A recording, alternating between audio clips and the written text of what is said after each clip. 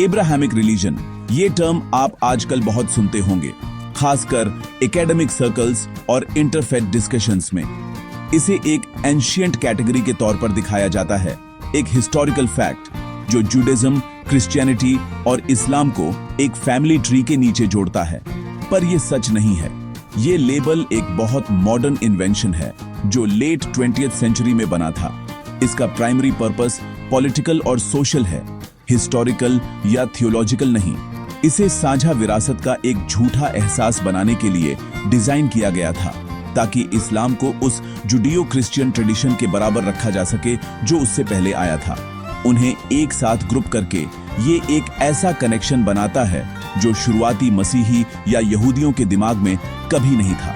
ये आइडिया कि तीनों धर्म एक ही गॉड की इबादत करते हैं और एक ही अब्राहम की लेगेसी को फॉलो करते हैं, एक सुविधाजनक नैरेटिव है, पर यह बेसिक स्क्रूटनी में टूट जाता है।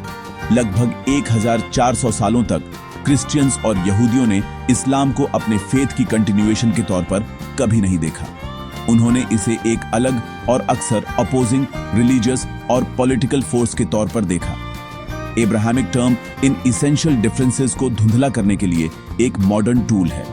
ये हिस्ट्री को फिर से लिखने की कोशिश है, जो एक हार्मनी और एक कॉमन ओरिजिन का सुझाव देती है, जिसे स्क्रिप्चर्स और हिस्टोरिकल रिकॉर्ड्स खुद पूरी तरह से डिनाई करते हैं। ये एक मार्केटिंग टर्म है, थियोलॉजिकल रियलिटी नहीं, जिसे इस्लाम को वेस्टर्न वर्ल्ड के लिए और ज्यादा पैलेटेबल बनाने के लिए बनाया गया है, उसे एक फैमिलियर बिब्लिकल पैकेज में लपेटकर। ये मॉडर्न लेबल फेथ्स के बीच के फंडामेंटल कॉन्फ्लिक्ट्स को कन्वीनियंटली इग्नोर करता है। ये हमें गॉड के नेचर, उनके लॉ और उनके सैल्वेशन के प्लान के बारे में कॉन्ट्राडिक्टरी क्लेम्स को अनदेखा करने के लिए कहता है। बाइबल अब्राहम से लेकर क्राइस्ट तक एक कंसिस्टेंट स्टोरी प्रस्तुत करती है, जो एक स्पेसिफिक लिनिएज के माध्यम से पूरी हुई, जो कि ग्रेस यानी अनुग्रह की एक वाचा पर केंद्रित है। इस्लाम क्राइस्ट के 6 सदियों बाद आता है और एक पूरी तरह से अलग नैरेटिव प्रस्तुत करता है, जिसमें एक अलग गॉड, एक अलग गॉस्पेल और एक अलग पाथ है। दोनों को अब्राहमिक कहना ऐसा है जैसे यह कहना कि 2 विरोधी लीगल डॉक्यूमेंट्स एक ही कॉन्ट्रैक्ट का हिस्सा हैं, सिर्फ इसलिए कि उनमें एक ही व्यक्ति का नाम है। ये लेबल एकता बनाने का एक उथला प्रयास है, जहां केवल गहरा और अपरिवर्तनीय विभाजन है। इसलिए जब हम अब्राहमिक रिलीजन टर्म का उपयोग करते हैं, तो हम एक मॉडर्न फिक्शन में भाग ले रहे होते हैं। हम एक ऐसे फ्रेमवर्क को स्वीकार कर रहे हैं जिसे विशेष रूप से इस्लाम को यहूदी धर्म और मसीही धर्म की स्थापित और ऐतिहासिक रूप से सत्यापित जड़ों से जोड़कर वैध बनाने के लिए बनाया गया था।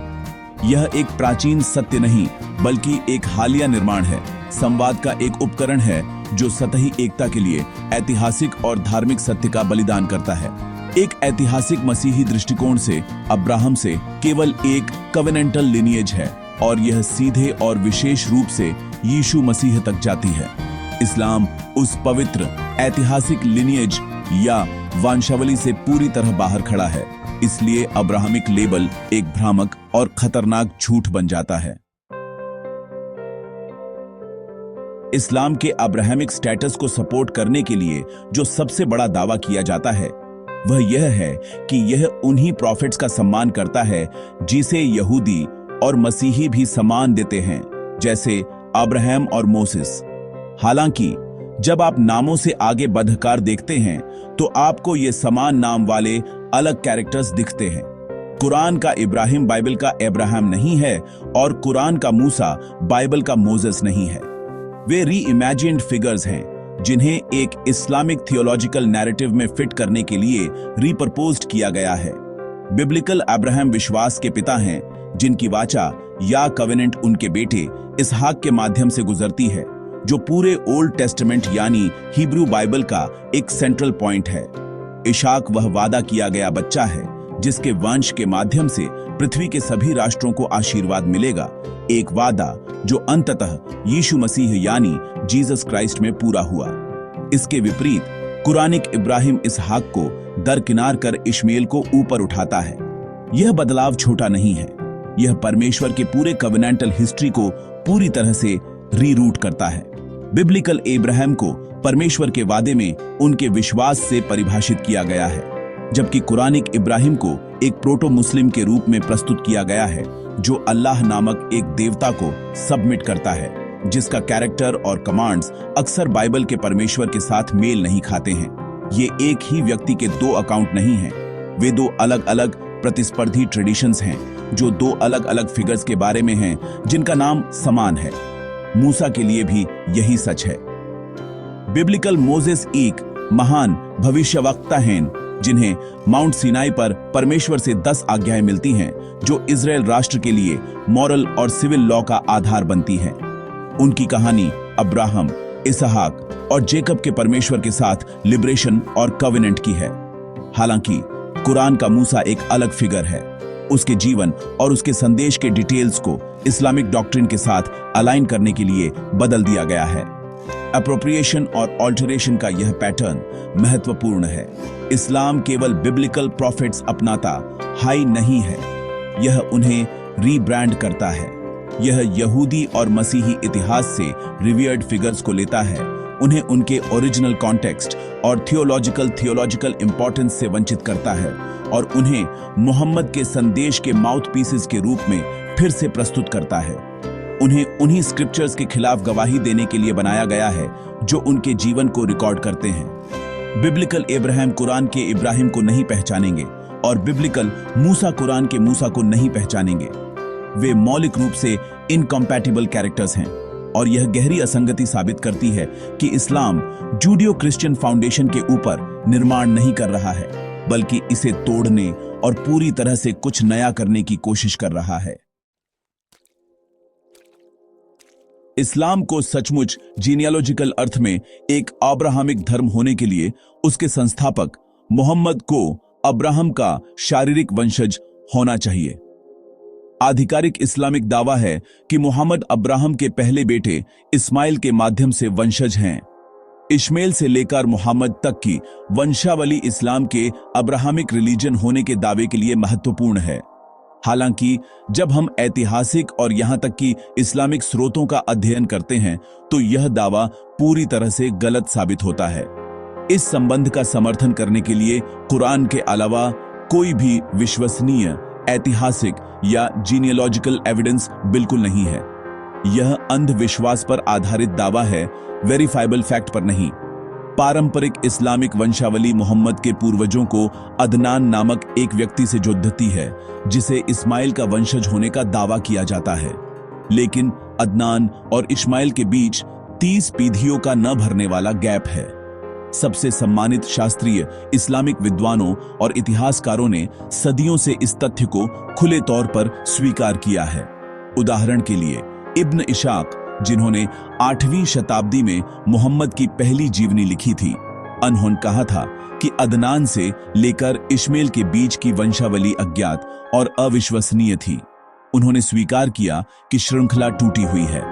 यह सबसे शुरुआती और सबसे मौलिक इस्लामिक स्रोत से एक विनाशकारी स्वीकारोक्ति है। इस्लामिक इतिहास के अन्य दिग्गज जैसे अल-तबरी और इब्न साद ने भी यही बात दोहराई। उन्होंने पुष्टि की कि अदनान को इस्माइल से जोड़ने वाली वंशावली किसी भी प्रामाणिक रिकॉर्ड पर आधारित नहीं थी। यहां तक कि अत्यधिक सम्मानित 14वीं शताब्दी के विद्वान इब्न खलदून, जिन्हें मॉडर्न सोशियोलॉजी और इतिहास लेखन का जनक माना जाता है, ने भी इस दावे वाली वंशावली के साक्ष्य की कमी को स्वीकार किया। ये इस्लाम के दुश्मन नहीं हैं, ये उसके कुछ सबसे सम्मानित अकादमिक व्यक्ति हैं। वे सभी स्वीकार करते हैं कि मोहम्मद को इस्माइल के माध्यम से अब्राहम से जोड़ने वाली वंशावली स्पष्ट रूप से कहें तो मनगढ़ंत है। इसे ऐतिहासिक रूप से सत्यापित नहीं किया जा सकता है और वे यह जानते थे। पूर्वजों की यह टूटी हुई श्रृंखला इस्लाम के अब्राहमिक धर्म होने के दावे के लिए एक घातक झटका है। अब्राहम को दिए गए बिब्लिकल वादे एक विशिष्ट, सावधानी पूर्वक दर्ज रक्त रेखा इसहाक और जैकब की रेखा के माध्यम से पारित किए गए थे। बाइबल इसे साबित करने के लिए विस्तृत वंशावली प्रदान करती है। दूसरी ओर इस्लाम इस्माइल के माध्यम से विरासत का उतना ही मजबूत दावा करता है, लेकिन कोई सबूत नहीं देता है। एक वेरीफाइबल जीनियोलॉजी के बिना यह दावा कि मोहम्मद अब्राहम और इश्मेल के वंशज हैं एक रणनीतिक दावे से ज्यादा कुछ नहीं है जो ऐतिहासिक वास्तविकता के बजाय लापता सबूतों पर बनी अंधश्रद्धा पर आधारित है। अगर अब्राहमिक लेबल एक मॉडर्न मिथक है और एक जैसे नामों वाले प्रॉफिट्स अलग अलग फिगर्स हैं और जीनियोलॉजिकल लिंक मौजूद नहीं है, तो मोहम्मद ने अपने नए मजहब को अब्राहम से क्यों जोड़ा?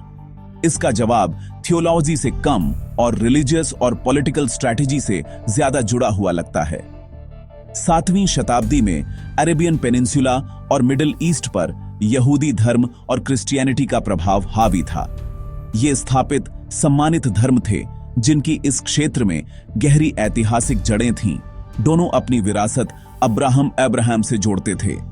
एक नए प्रॉफिट के लिए, एक नए रेवलेशन के साथ गति प्राप्त करने के लिए उसे अपने नए मजहब को वैध बनाना था। इसलिए मोहम्मद ने खुद को अब्राहम के मूल धर्म के पुनर्स्थापक होने का दावा करके एक शानदार रणनीतिक चाल चली। इस दावे ने उन्हें 2 काम करने की अनुमति दी। पहला, इसने उनके नए धर्म को प्राचीन अधिकार और वैधता का एहसास दिलाया। ऐसा करके मोहम्मद इस्लाम को पूरी तरह से एक नया मजहब प्रस्तुत करने के बजाय वह इसे सबसे पुराना और सच्चे एकेश्वरवाद में वापसी के रूप में प्रस्तुत कर रहे थे जिसे यहूदियों और ईसाइयों ने उनके अनुसार भ्रष्ट कर दिया था। यह उन लोगों की रिलीजियस कॉन्शियसनेस के लिए एक अपील थी जो अब्राहम को अत्यधिक सम्मान देते थे। यह अब्राहमिक रिलीजन्स के इतिहास को कोऑप्ट करने और उसे अपना बताने का एक तरीका था। एक ऐतिहासिक मसीही दृष्टिकोण से यह अब्राहम की वंशावली में एक प्रॉफिट नहीं है, बल्कि एक अलग राजनीतिक और मिलिट्री लीडर है जिन्होंने अब्राहम के नाम का उपयोग किया। अंततः इस्लाम एक अब्राहमिक रिलीजन के बिब्लिकल अर्थ में फिट नहीं बैठता है। यह अलग खड़ा है, अब्राहमिक पेड़ की एक शाखा के रूप में नहीं, बल्कि पूरी तरह से एक अलग मजहब के रूप में।